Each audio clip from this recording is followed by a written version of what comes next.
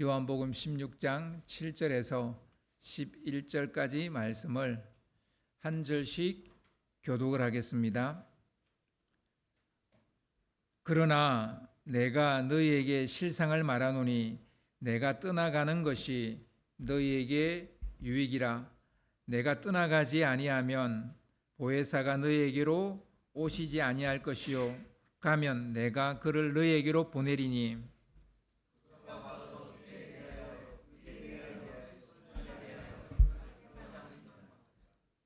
죄에 대하여라 함은 그들이 나를 믿지 아니하며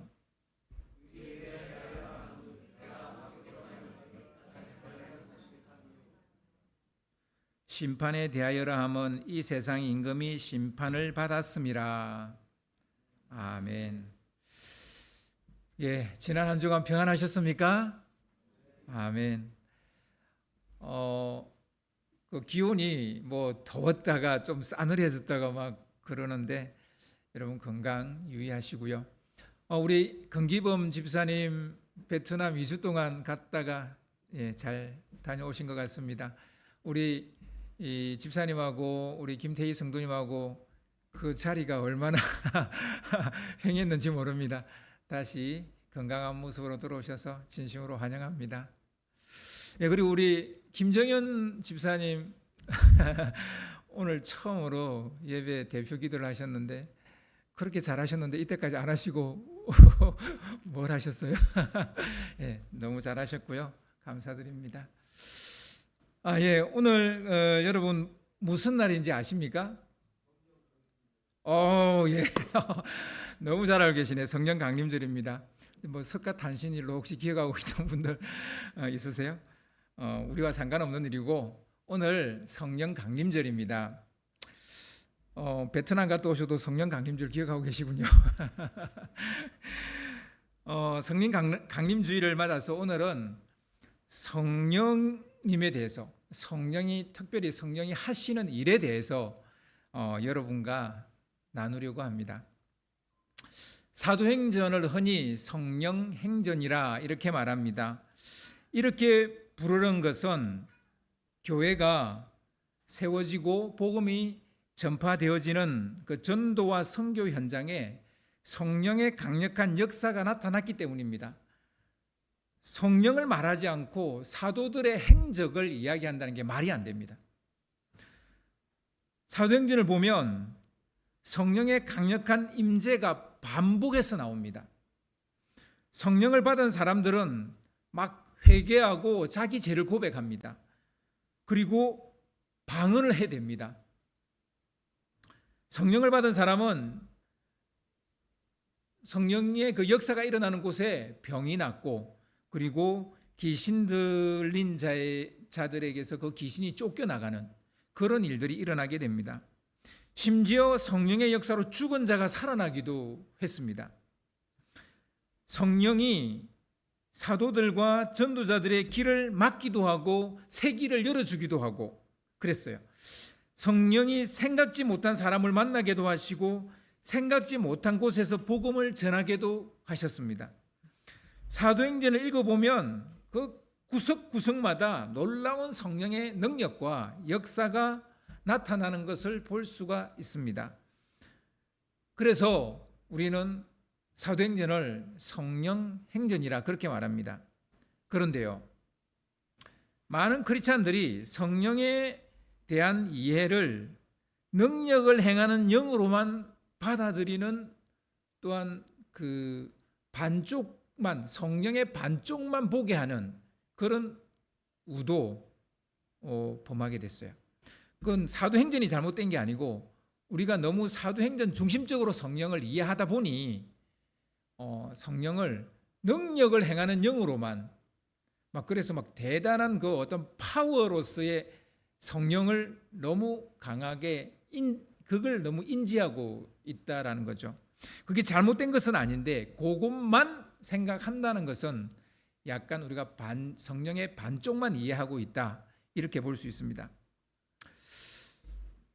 요한복음은요 사도행전과 사뭇 다른 성령에 대한 이야기를 하십니다. 한 개인이 그리스도인이 되고 그리스도인으로 살아가는데 실질적이고 실제적인 도움을 주는 보혜사로서의 성령을 소개를 하고 있습니다. 보혜사라는 말은 성경 전체에서 요한복음 14장, 15장, 16장에만 딱 4번 나옵니다. 이 단어가 4번 나오는데 여기에만 나옵니다. 여러분 생각에는 뭐 어디 많이 나올 것 같죠? 여기에만 나와요. 요한복음 딱 여기 14장, 15장, 16장에만 나와요. 보혜사를 한자로는 이 보자가 보호하다라는 그런 뜻이고요. 그리고 해자는 은혜를 베풀다는 그런 뜻이고요. 그리고 사자는 서성사자를 씁니다. 그래서 돕고 은혜 베푸는 서성이다 그런 뜻이에요. 헬라어로는 파라클레토스라는 단어를 쓰고 있는데 파라는 곁에라는 뜻이에요. 그리고 클레토스는 부름받은 자라는 뜻입니다. 그래서 돕기 위해 내 곁에 불려온 존재, 그러니까 나를 돕기 위해서 내 곁에 와 있는 존재, 내가 부른 존재, 뭐 그게 파라클레토스입니다. 뭐 그래서 이제 우리 이 보혜사, 이 파라클레토스는 돕는 자, 혹은 대변자, 혹은 변호사, 혹은 중보자, 혹은 위로자, 상담자, 단원자라는 그런 의미를 가지고 있습니다. 요한복음 14장 26절을 좀 띄워주시면요. 요한복음 14장 26절에 보혜사 곧 아버지께서 내 이름으로 보내실 성령 그가 너희에게 모든 것을 가르치고 내가 너희에게 말한 모든 것을 생각나게 하리라. 그러니까 보혜사는 너희 곁에서 너희에게 모든 것을 가르치고 너희에게 말한 모든 것을 생각나게 하시는 분이다라고 말합니다. 너희에게 가르치고 말한 모든 것, 누가 가르쳤습니까? 예수님이죠. 예수님이 제자들에게 가르치고 말한 모든 것을 성령님이 생각나게 할 거라는 거예요. 근데 주님은 여기서 너희에게 가르치고 말한 모든 것은 결국 주님의 말씀이죠. 이 주님의 말씀은 주님은 아버지 하나님의 말하게 하신 것만 말을 했어요. 그러니까 주님의 말씀은 곧 아버지 하나님의 말씀인 거예요. 그래서 여기서 곧 너희에게 가르치고 말한 모든 것은 결국 하나님의 말씀입니다. 하나님의 뜻입니다. 그 말씀을 생각나게 하는 일을 성령님이 하실 것이라는 거예요. 문제는 우리 마음이죠. 우리 마음의 창고에 주의 말씀이 있어야 그 말씀을 생각나게 해주실 건데 우리 마음이 텅 비어 있는 거예요. 주님 말씀이 없는 거예요. 주님 말씀이 없으면 생각나게 할 수가 없는 거예요. 우리가 평상시 말씀을 계속 읽고 묵상하고 암송하는 것이 얼마나 중요한지 알 수 있습니다. 우리 안에 말씀이 있어야 성령님이 그 말씀을 생각나게 하시는데 우리가 말씀을 읽질 않아요. 말씀을 가까이 하지 않아요. 말씀을 묵상하지 않아요. 그러면서 우리는 하나님의 뜻을 알고 싶다고 말해요. 이거는 성령님도 어찌해 볼 수 없는 일인 거죠. 여러분, 그래서 이 경건이라는 것이 때로는 우리가 좀 약간 좀 율법적인 것 같고 너무 의무적인 것 같고 형식적인 것 같지만 여러분 이 경건의 연습을 하지 않으면 성령의 역사가 우리 안에서 줄어들 수밖에 없어요. 그래서 경건의 연습이 조금은 의무적이라 할지라도 우리가 해야 되는 이유가 여기에 있는 겁니다. 우리 마음속에 탐심과 욕망에 관한 지식만 가득하다면 성령은 그것을 불러일으킬 수는 없잖아요. 이것을 불러일으키는 이가 따로 있어요. 누구겠어요? 마귀죠, 마귀. 그러니까 마귀는 이런 사람을 보면 하나님의 말씀은 그 속에 하나도 없고 세상의 욕망과 탐심이 그런 지식만 가득한 사람을 딱 보면 춤을 추는 거야. 자, 잘됐다. 이 사람 속에 있는 이것을 불러일으켜 줘야지. 여러분 가룟 유다를 보시기 바랍니다. 가룟 유다가 어땠습니까? 예수님에 대한 의심을 품게 됩니다. 메시아가 아닌가? 그리스도가 아닌가? 내가 생각하는 그리스도가 아닌 것 같아 라는 생각을 품자 마귀가 기회를 놓치지 않고 바로 곧장 들어가서 예수님을 팔 생각을 불어넣습니다. 우리 안에 성령님이 역사할 것인지 마귀가 역사할 것인지는 우리가 우리 마음에 어떤 것으로 채우느냐에 따라 달라진다는 것을 우리는 알 수 있습니다. 여러분, 참 성경 읽는 거 귀찮죠? 성경 읽는 거 귀찮죠. 매일 2장씩 읽는 거 좀 힘들죠. 근데 여러분 하셔야 돼요. 이거 하지 않고 왜 하나님의 음성을 나는 듣지 못합니까? 나는 왜 하나님의 뜻을 알지 못합니까? 이렇게 말하는 게 우스운 거예요. 성령님은 뭐 하십니까? 그래요. 말씀이 안에 있어야 생각나게 하죠. 말씀이 안에 없는데 내 안에 욕망과 거짓과 악이 가득한데 마귀가 역사하기에 딱 좋은 마음인데 성령님이 역사할 수가 없는 거예요. 마귀가 역사하는 거지.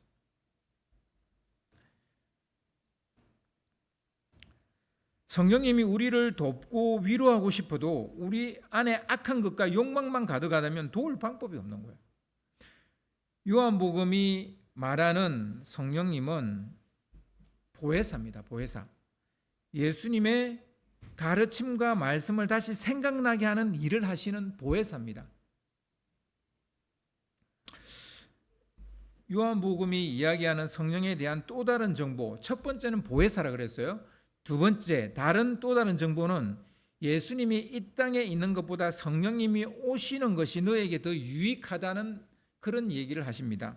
그래서 요한복음 16장 7절인데 오늘 본문 첫 번째 구절이죠. 좀 띄워주세요. 그러나 내가 너에게 실상을 말하노니 내가 떠나가는 것이 너에게 유익이라. 내가 떠나가지 아니하면 보혜사가 너에게로 오시지 아니할 것이요 가면 내가 그를 너에게로 보내리니. 여러분 생각은 어떠십니까? 육신을 입고 있는 예수님이 함께 하시는 게 좋겠습니까? 아니면 보이지 않는 영이신 하나님, 즉 성령이 여러분과 함께 하는 게 좋습니까? 뭐 그게 정답이니까 다 성령님이라고 말하시죠. 그런데요, 솔직히 대부분은 다 예수님 옆에 있었으면 좋겠다 그렇게 생각해요. 우리는 눈에 보이는 거 너무 좋아해요. 눈에 보여야 뭔가 믿겠다 그런 종류의 존재들이에요. 우리 인간이 그래요. 이 시각적인 게 워낙 크다 보니까 우리가 시각적인 어떤 그 영향력이 큰 것이지 세상이 그런 건 아니에요. 세상은요, 시각 아닌 것으로 알 수 있는 것들이 훨씬 더 많을 수도 있어요. 단지 우리 인간이 그런 거예요. 아무튼 여러분 생각이 어떠하든지 간에 예수님의 생각은 내가 떠나가는 것이 너에게 유익하다는 거예요. 예수님의 생각이 틀릴 리는 없잖아요. 예수님의 생각은 내가 떠나가는 것이 너희들에게 더 유익하다는 거예요. 하나님이 인간의 몸을 입고 오셨습니다. 물질 세계의 영향을 받는 존재로 오신 거예요. 중력의 영향도 받아야 되고 인간관계의 어떤 영향도 받아야 되고 뭐 다른 사람들이 겪는 모든 거 다 겪어야 돼요. 아플 수도 있고 마음이 지칠 수도 있고 피곤할 수도 있고 이게 인간이 느낄 수 있는 모든 것을 다 느낀, 즉 물질 세계는 각종 법칙과 한계가 있는 세계죠. 이 세계 안으로 오셨단 말이에요. 그렇게 예수님도 똑같이 우리 인간이 느끼는 걸 다 느끼신 거예요. 제가 예를 하나 들면 제자들이 한밤에 갈릴리 바다 건너편으로 가다가 강풍을 만났습니다. 말 그대로 폭풍이 아니라 미친 폭풍을 만난 거예요. 강풍을 만났어요. 제자들은 갈릴리 어부 출신이지만 이런 폭풍은 난생 처음 겪어보는 것이었습니다. 그들은 살아남기 위해 모든 방법과 수단을 다 사용해 보았지만 살 여망이 보이지 않았습니다. 기도하러 산으로 가신 예수님도 제자들에게 닥친 이 어려움을 아셨습니다. 분명히 주님은 아셨어요. 그런데 곧장 오지 못합니다. 왜냐? 육신을 입은 예수님이기 때문에 무리를 걸어서 기적을 행하시긴 하셨지만 여전히 무리를 걸어서 오셔야만 되는 걸어오시는 그 기간 동안 제자들은 얼마나 괴로웠겠습니까? 얼마나 더 힘들었겠습니까? 바로 이것이 육의 몸을 입은 예수님의 한계입니다. 물론 그는 하나님의 아들이시기 때문에 무리로 걸어오셨지만 그가 육을 입지 않은 하나님의 영이시라면 제자들이 도와달라고 했을 때 즉각 도와주셨겠죠. 예수님이 영이시라면 굳이 물 위를 걸으실 필요도 없었을 겁니다. 분명한 것은 예수님이 배 안에 들어오고 났어야, 그러니까 그 육신의 몸이 배 안에 들어오고 났어야 바다가 잠잠해졌다는 사실이죠. 예수님도 물 위를 걸어서 제자들이 있는 그 지점까지 가셔야만 도울 수 있었다는 거예요. 예수님이 나사로가 죽어있는 무덤 앞에 가셔야만 나사로를 살리셨다는 거예요. 예수님은 육신의 몸을 가지고 있는 것이 너무 거추장스러워서 인간으로 살아보니까 이게 뭐 진짜 인생은 고뇌고 고통인 거예요. 그래서 이게 너무 육신으로 사는 게 너무너무 거추장스러워서 떠나겠다라고 하신 게 아니에요. 떠나는 것이 믿는 그들에게 더 유익하기 때문에 떠나겠다는 거예요. 그래서 당신 좋으라고 좀 떠나는 게 아니고 이게 제자들에게, 믿는 자들에게 훨씬 더 유익하기 때문에 떠나시겠다는 겁니다. 저는 한 번씩 우리 아이들이 저 때문에 숨쉬기가 어려울 수도 있겠다 이런 생각을 합니다. 자기들이 하고 싶은 대로 해야 되는데 아빠가 딱 옆에 있으니까 하고 싶으면 갈 수 없죠. 그러니까 질식할 것처럼 느껴지지 않겠나 이런 생각을 해보았습니다. 자녀가 어느 정도 성장하면 그래서 거리를 둬야 되는 거예요. 안 그러면 자기 하고 싶은 게 있는데 이제 부모 도움은 별로 필요 없고 자기 하고 싶은 건 있는데 부모가 딱 옆에 있어 봐요. 그러니까 숨이 막히는 거예요. 질식하는 거예요. 그래서 여러분 성장하면 자녀와 거리 두는 게 맞습니다. 공간적인 거리든 뭐든 간에 자녀들이 부모님이 가르쳐 주신 인생 가르침과 삶의 태도를 실험해 볼 수 있는 자유를 줘야 되는데 안 주는 거예요. 이렇게는 살아라고 말해놔 놓고 떠나는 걸 못 떠나게 만들어요.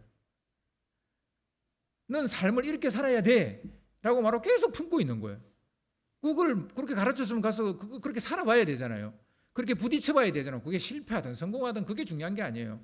그 부딪혀봐야 되는 거예요. 그런데 못 가게 딱 막고 있는 거예요.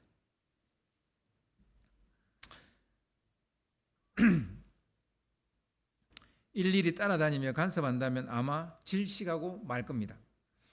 여러분 생각해 보십시오. 예수님이 매 순간 따라다니면서 아마도 막 이것저것 간섭하시면 아마 우리 정말 예수님 제발 떠나세요. 그리고 성령을 보내주세요. 그렇게 말할걸요. 보이지 않는 성령님이 따라다니는 게 훨 낫습니다. 여러분 우리가 하루도 뭐 수백 가지 죄를 지을 수 있잖아요. 근데 예수님이 딱 옆에 따라다니면서 딱 보고 있으면 얼마나 부담스러워요. 근데 성령님이 보이지 않으니까, 뭐 성령님이 우리 옆에 늘 있잖아요. 보이지 않으니까 우리가 그래도 마음 놓고 또 죄도 짓잖아요. 여러분 그렇습니다. 우리가 더 유익한 도움이 되는 성령님을 모르고 산다면 세상에서 가장 중요한 것을 놓치고 사는 게 아닐까 이런 생각을 해봅니다. 그래서 예수님이 좀 떠나주시는 것도 좋다 이런 생각을 여러분 해보셨습니까? 저는 그런 생각을 할 때마다 사실 막 좀 미안함, 좀 죄송함 뭐 이런 마음도 좀 있긴 하지만 한편으로는 참 떠나주셔서 감사하다 그런 생각이 들 때가 있어요. 안 그러면 맨날 얼마나 나 뜨거울 거예요. 내가 이런 죄도 짓고 저런 죄도 짓는 얼마나 나 뜨거울 거예요. 요한복음이 말하는 성령에 대한 세 번째 정보는 책망하는 자라는 거예요. 책망하는 자. 보혜사와 약간 다른 면이라 할 수 있습니다. 보혜사는 돕고 위로하고 변호해주고 단언해주고 막 이런 건데 책망을 한다는 거예요. 책망을. 우리를 옆에서. 보혜사와 약간 다른 면, 그러니까 첫 번째 이야기와 조금 다른 그런 얘기예요. 오늘 본문 8절을 좀 띄워주시면요. 오늘 본문 8절을 좀 띄워주세요. 그가 와서 죄에 대하여 워에 대하여 심판에 대하여 세상을 책망하시리라. 이런 말씀이 나옵니다. 성령이 오시면 죄에 대해서 워에 대해서 심판에 대해서 책망하실 거라는 거예요. 공동번역은 책망한다는 말을 잘못을 바로잡는다라고 그렇게 번역을 해놨고요. 새 번역은 꾸짖어 잘못을 깨우쳐 바로 세운다 이렇게 번역을 해놨습니다. 뭐 비슷비슷한 말인데요. 지금 우리가 사는 이 시대는 꾸짖거나 잘못을 바로 세우는 역할을 하는 사람이 없습니다. 어른들도 비행 청소년이나 청년들을 보고 나무라지 못합니다. 괜히 말했다가 해코지를 당할 수 있어요. 그러니까 말도 못해요. 옛날에는 뭐 저 골목에서 담배 피우고 있으면 이놈의 새끼들 그랬는데 요즘은 그런 말 하면 큰일 납니다. 꾸짖는 자가 없다는 것은 세상이 평등해졌다는 얘기일까요? 꾸짖는 자가 없으니까 어른이든 젊은이든 어린이든 다 평등해진 것처럼 보입니까?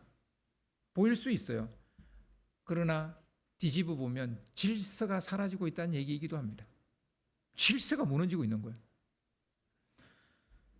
기준이 되었던 도덕과 윤리가 힘을 발휘하지 못하니까 정의와 공의가 서지를 못하는 거예요. 나쁜 짓을 해도 악한 짓을 해도 그 누구도 말을 못하는 거예요. 성령이 꾸짖지 않는다면 우리는 죄와 의와 심판에 대해서 알지 못할 겁니다. 그러니까 예수님을 사랑의 하나님으로만 너무 알다 보니까 죄와 의와 심판에 대해서 생각을 별로 안 하려고 그래요. 이런 설교하면 교회 떠나겠다는 사람도 있어요. 계속 찌르는 설교만 한다고. 그 사람 떠나면 그러면 주님이 기뻐하는 사람이 될 수 있겠습니까? 그게 교회의 문제입니까? 설교자의 문제입니까? 성령은 책망하는 분이라고요. 책망하는 분. 죄와 의와 심판에 대해서. 이런 성령님을 거절해버린다면 우리는 온전한 그리스도인이 될 수가 없는 거예요.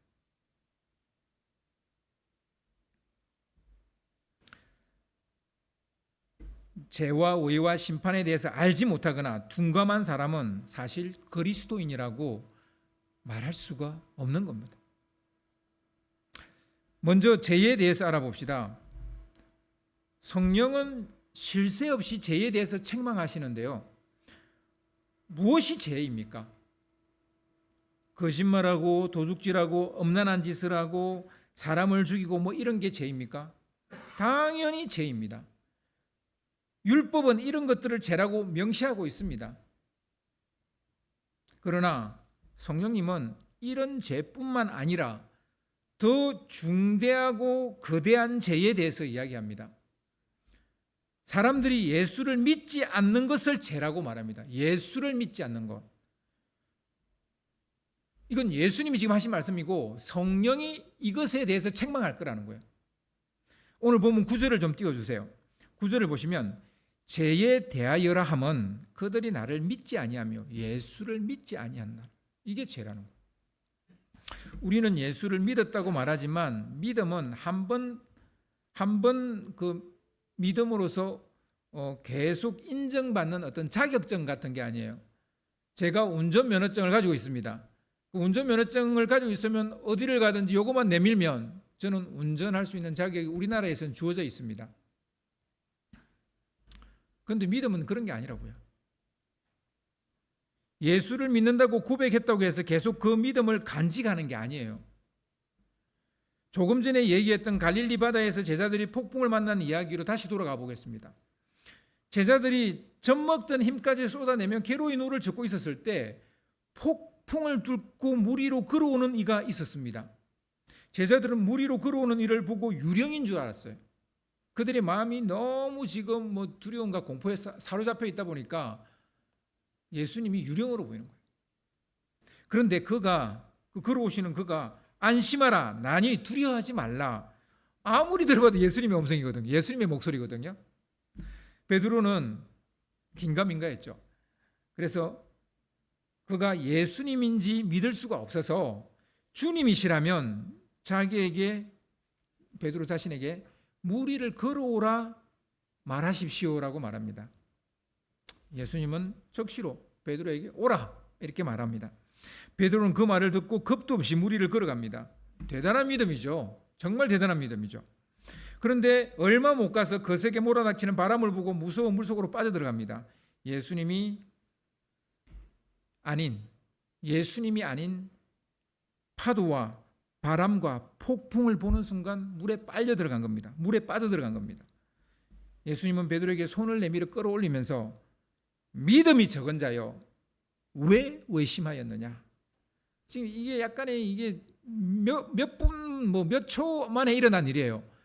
방금 대단한 믿음을 보였어요. 그런데 그 앞에는 또 의심을 했어요. 예수님이 맞으시면 나보고 걸어오라. 의심이죠. 그런데 또 걸어가요. 대단한 믿음이죠. 그런데 또 파도를 보고 또 물에 빠져들어가요. 그걸 보고 믿음이 적은 자요. 예수님이 그렇게 말해요. 왜 의심하느냐 이렇게 말했다는 거예요. 지금 믿음이 몇 초 사이에서 천당과 지옥을 오락가락하고 있어요. 오락가락. 좋았다가 나빴다. 좋았다 나빴다.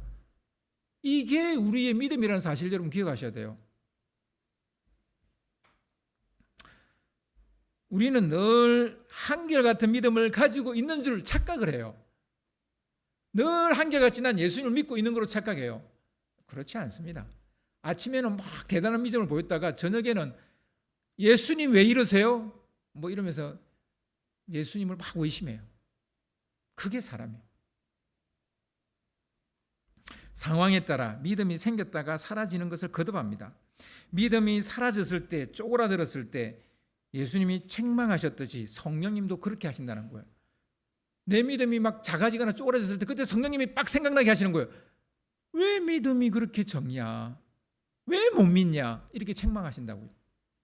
이걸 들어야 빨리 이게 다시 믿음이 회복이 되는데 이걸 못 들으면 성령의 이 책망을 못 들으면 그냥 주구장창 믿음이 떨어져 있는 거예요. 침체기에 들어가서 나올 생각을 안 하는 거예요. 그 성령의 음성을 못 들어서 그래요. 성령의 책망의 음성을 못 들어서 그래요. 저는요 이 말씀보다 믿음을 더 잘 설명하신 주님의 말씀이 없다고 생각해요.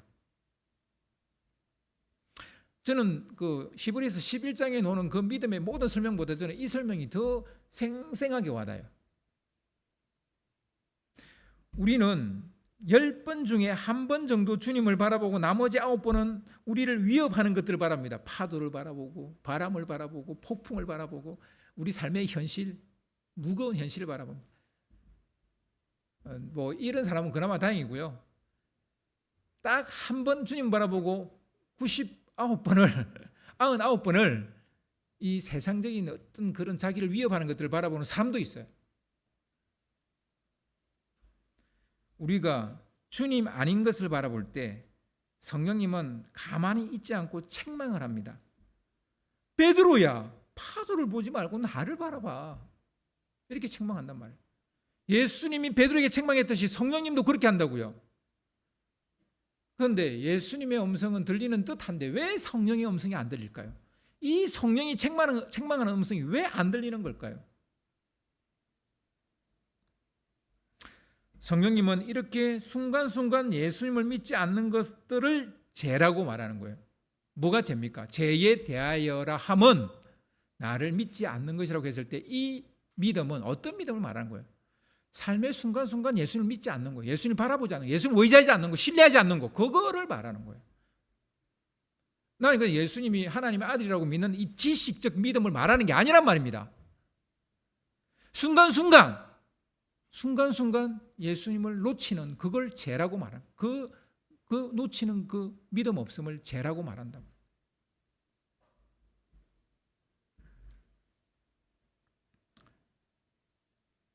바로 이것이 성령이 하시는 일이에요. 성령님은 또한 워에 대한 이야기를 하시는데 워의가 아닌 것에 대해서 책망하십니다. 워의가 아닌 것에 대해서. 참 여러분 그 성경에 나오는 이 워의 참 설명하기도 어렵고 이해하기도 어려운 부분 중에 하나입니다. 오늘 본문 10절을 봅시다.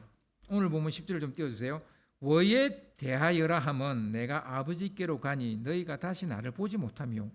엥? 이게 무슨 워에 대한 설명이죠? 이해되세요? 이게 워하고 무슨 상관이에요? 내가 아버지께로 가니 너희가 다시 나를 보지 못하며.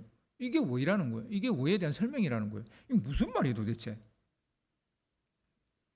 이 말씀은 예수님은 아버지의 뜻에 순종했다는 그런 말이에요. 지금 예수님이 아버지께로 가고 이제 너희들은 나를 보지 못할 거라는 거예요.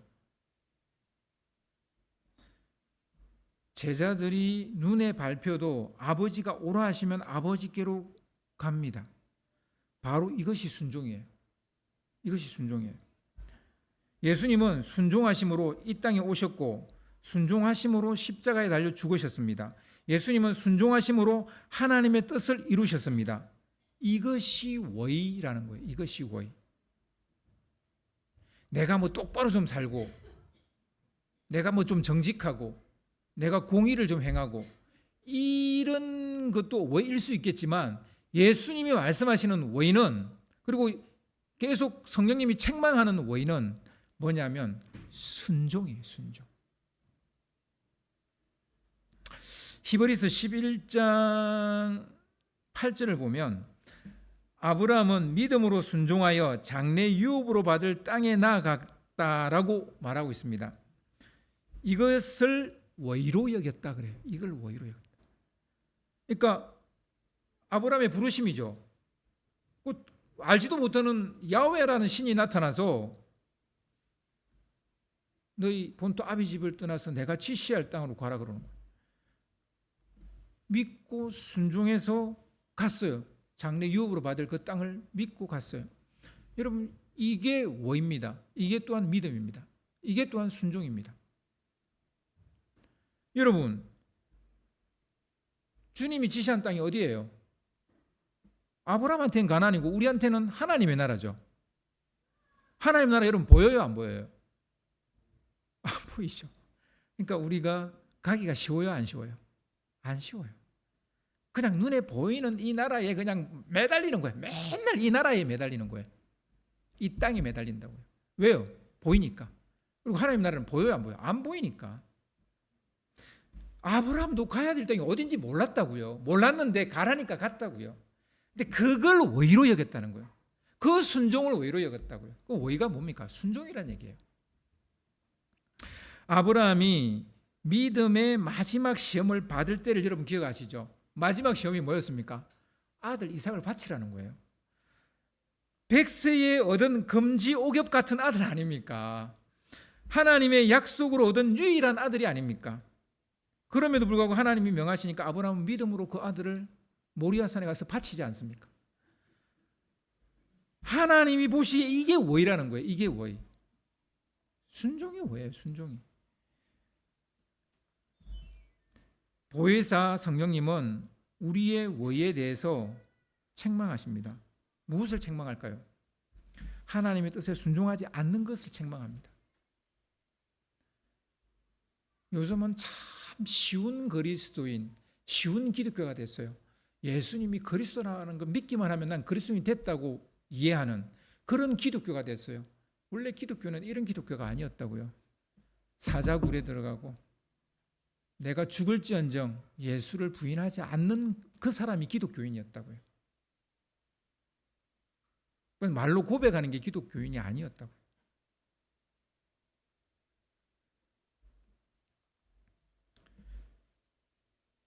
당시 유대인들은 율법을 행함으로 의로워진다고 생각했거든요. 그러나 성령님은, 예수님은 하나님의 구원 계획을 인정하고 순종하는 것이 의라는 거예요. 하나님의 구원 계획. 예수님이 다시 가는 것은 아무리 제자들이 눈에 밟혀도, 제자들이 아직까지 성장하지 않아서 마음이 불편해도 하나님이 오라 하면 가야 되는 거예요. 순종. 자꾸 우리는 이렇게 말하죠. 내가 순종하지 못하는 것은 아직까지 우리 아이들이 안 컸고요. 아직까지 내가 해야 되는 일이 끝이 안 났고요. 이런 얘기만 하잖아요. 그건 내 생각이고 하나님의 생각은 오라 하면 가야 되는 거예요.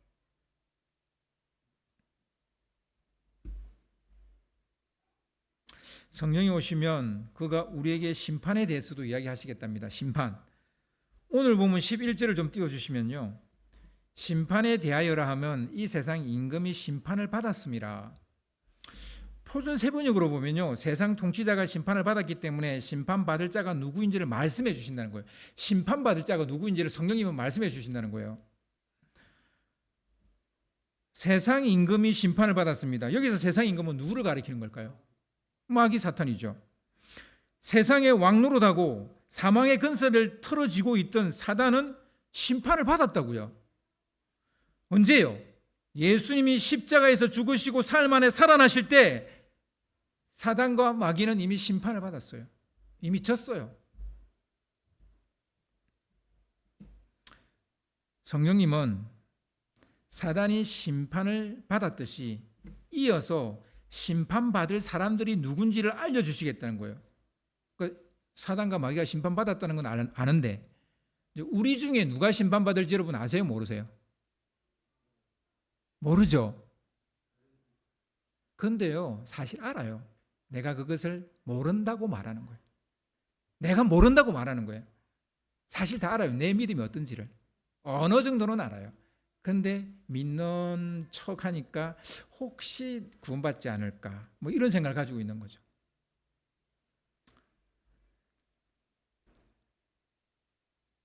여러분, 사단을 따르는 자들과 세상 것을 쫓는 자들이 바로 심판을 받을 사람들이에요. 사단을 따르고 세상을 쫓아가는 그 사람이 바로 심판받을 사람들이에요. 그들이 누군지를 예수님이 말했다고요. 예수를 진정으로 믿지 않는 자가 심판받을 거라는 거예요. 성령님도 이것을 계속 우리에게 일깨워 주신다는 거예요. 겉으로 보기엔 전 뉴스 볼 때마다 느끼는 거예요. 요즘 세상 돌아가는 걸 볼 때마다 느끼는 거예요. 겉으로 보기엔 돈이 세상을 움직이고 심판하는 것 같아 보입니다. 돈이 세상을 심판하는 세상이에요. 돈이 얼마나 힘이 있는지 몰라요. 얼마나 진짜 강력한 힘을 가지고 있는지 몰라요. 얼마나 많은 사람들이 돈 때문에 싸우고 죽이고 불행해지고 박탈감을 느끼는지 모릅니다. 이번에 삼성 성과금 놓고 노사가 싸우는 거 보니까 참 알겠더라고요. 아, 돈이 신이구나. 타결되고 난 후에는 메모리 반도체 그 부문에서 일하지 않는 노동자들이 깊은 박탈감을 느꼈다 그래가지고 또 막 서로 고소하고 반대하고 그러는 것 같더라고요. 여러분, 우리는 삼성과도 상관없는 사람인데 겨우 상관이 있다 해봤자 삼성 핸드폰 쓰는 것밖에 없는데, 여러분, 평생 모아도 6억을 모으지 못하는 우리 일반 서민들에게 막 성과급으로 6억을 받았다 그러면 박탈감 생기지 않습니까? 왜 생길까요? 왜 노동자끼리 또 서로 막 싸우고 물고 늘어질까요?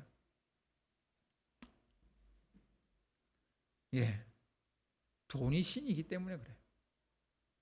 돈을 따르는 자예요. 세상을 따르는 자예요.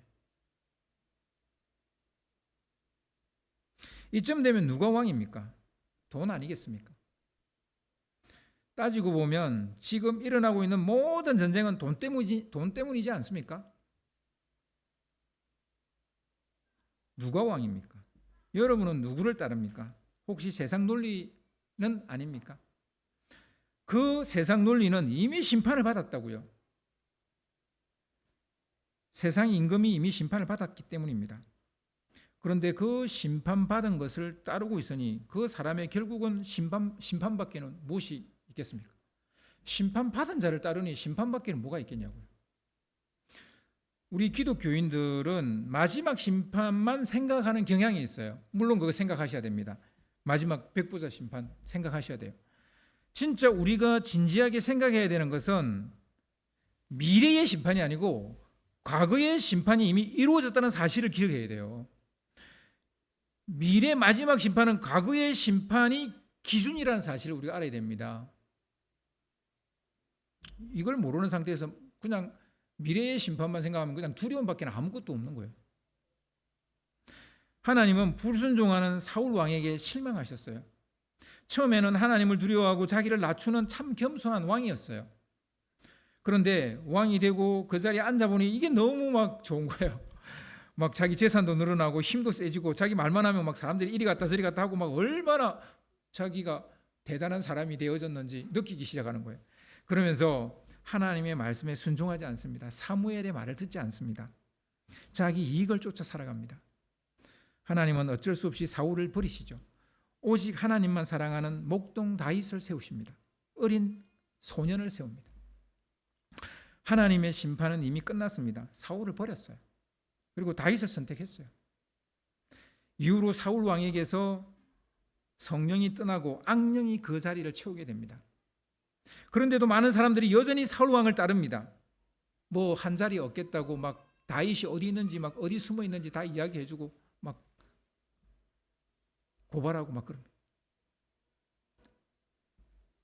그런데도 사울 왕은 이 모든 것을 잃었는데도 몰라요. 반면 하나님께서 새로 세운 다윗을 따르는 자들이 있었다는 거예요. 여러분은 누구를 따르는 자입니까? 이미 심판받은 사울 왕을 따르는 사람입니까? 하나님이 희망으로 걸고 있는 다윗을 따르는 사람입니까? 성령님은 심판받을 자가 누구인지를 말씀해 주시는 거예요. 사울은 심판받았다는 거예요. 사단은 심판받았다는 거예요.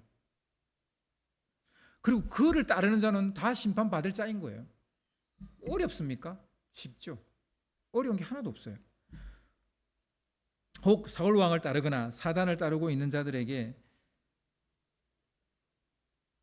책망하시는 분은 성령님입니다.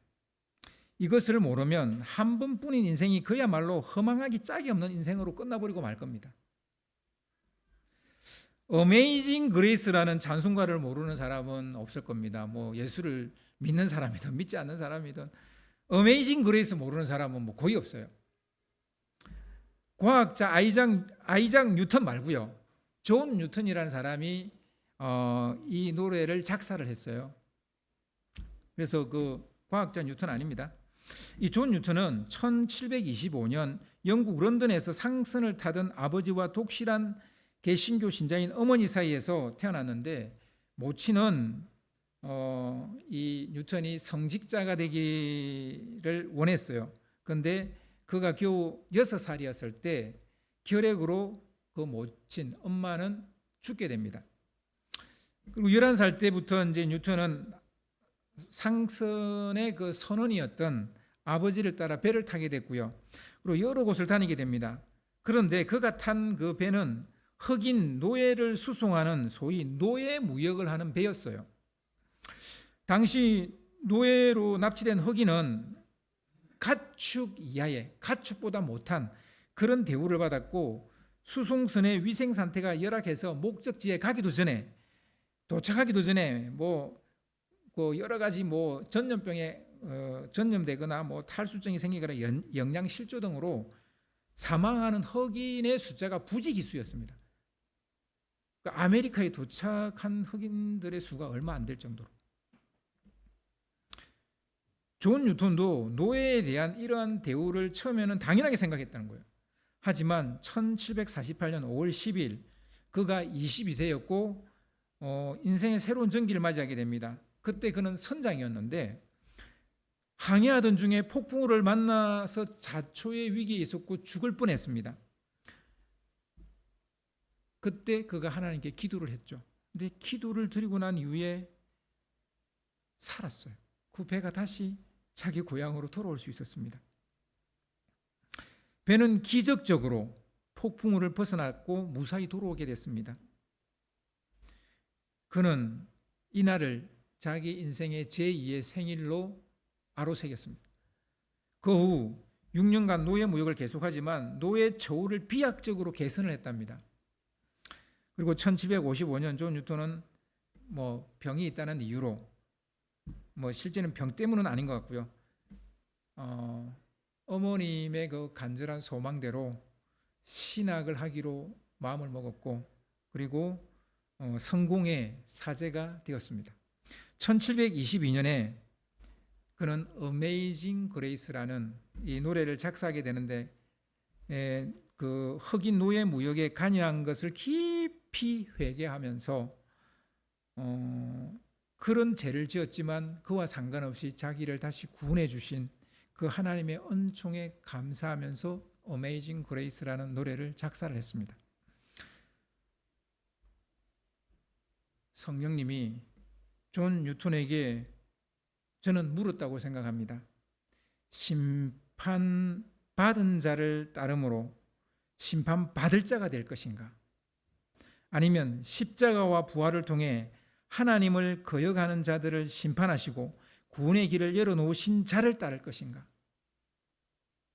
존 뉴턴은 후자를 따른 거죠. 존 뉴턴이 죽던 그날 영국 의회에서는 노예 무역이 불법이라는 그 법안이 통과가 됩니다. 여러분, 얼마나 회개했을까요? 얼마나 자신의 삶을 회개했을까요? 하나님이 그가 죽는 날에 그 노예 무역의 그 법을 갖다가 탁 끊어놓으신 거예요. 여러분, 심판에 대해서 성령은 반드시 이야기하십니다. 이것을 기억하셔야 돼요. 말씀을 정리합니다. 먼저 성령님은 이 땅에서 예수님이 하신 일을 대신할 예수님이 보내신 다른 보혜사이시라는 거예요. 다른 보혜사. 예수님이 하시는 그 모든 일들을 다 하실, 심지어는 영이시기 때문에 더 잘 하실 다른 보혜사라는 것이고, 두 번째로 예수님은 자신이 육신으로 있는 것보다 성령님이 오시는 것이 믿는 자들에게 더 유익하다고 말씀하십니다. 파라클레토스, 즉 보혜사이십니다. 돕는 자이시고 중개자이시고 변호자이시고 우리를 대신해서 단언하시는 분이시고 우리를 위해서 탄식하시는 분이시고 상담자이십니다. 하지만 그분은 책망자라는, 우리를 책망하는 사람, 책망하는 영이시라는 거예요. 성령님은 예수를 바라보지 않는 죄를 책망하시고 예수만 바라보고 의지하게 하십니다. 성령님은 순종하지 않는 자들을 책망하시고 믿음으로 순종하여 하나님의 의를 이루라고 말씀하십니다. 성령님은 심판을 생각하지 않고 세상을 쫓아 사는 사람들을 책망하시고 누가 심판받을 자일지를 깨우쳐 주십니다. 성령이 우리 개인에게 하시는 일을 너무 우리는 망각하고 있습니다. 뭐 방언이니 뭐 능력 행함이니, 예, 좋죠, 중요하죠. 전도도 선교도 이루어져야 되니까, 교회도 세워져야 되니까. 하지만 여러분, 내가 안 섰는데, 내가 서지 못했는데 교회가 서는 게 그 사람에게 무슨 의미가 있습니까? 여러분, 먼저 나 개인에게 오셔서 나를 도우시고 나에게 더 유익되게 하시고 또 나를 책망하시는 그 성령을 여러분 붙잡으시기를 주님의 이름으로 축원합니다.